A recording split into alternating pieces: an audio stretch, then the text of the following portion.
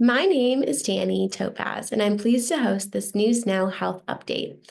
I am the Program Assistant for the Belmont Wellness Coalition. My colleague Lisa Gibalerio will discuss cannabis use and teens.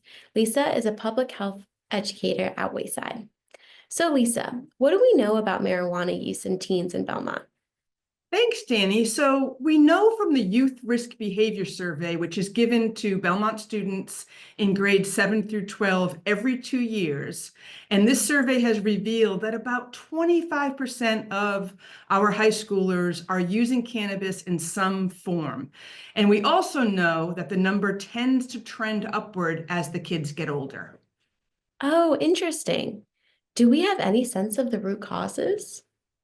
Yeah, I think we do. We know that students are using cannabis to blow off some steam, to relieve stress, and just as a fun way to hang out with their friends. We also know, Danny, that the legalization of cannabis has sent a message to young people that it's harmless, and it's pretty easy for them to access it.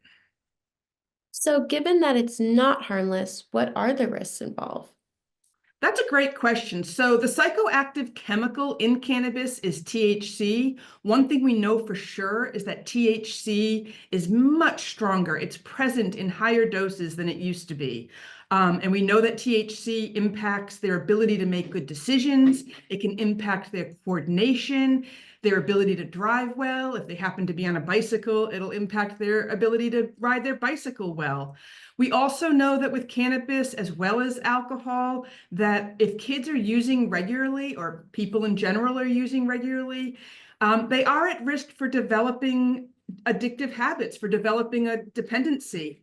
And I think the most important thing about youth and substances is that their brains are not fully developed and won't be for about another 10 years. So frequent use can definitely impact their developing brains. That's really helpful to know. You mentioned earlier that cannabis is legal, and we know there are two retail shops in Belmont.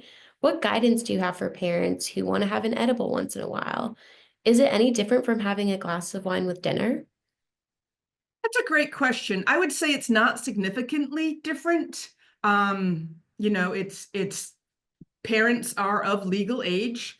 And so if they choose to have a glass of wine with dinner or have an edible once in a while, I would say just be aware that your kids are watching you. They are aware of your habits. So absolutely model moderation, model thoughtfulness, not driving while you're having an edible, and not overdoing it either with the frequency or the amount. I would also add, Danny, that it's really important to frame this for your kids. You could say, look, Dad and I are of legal age. We only do this occasionally, and we're not driving tonight. Great advice. Any other guidance for parents around cannabis use? Well, just to, again, keep talking with your kids.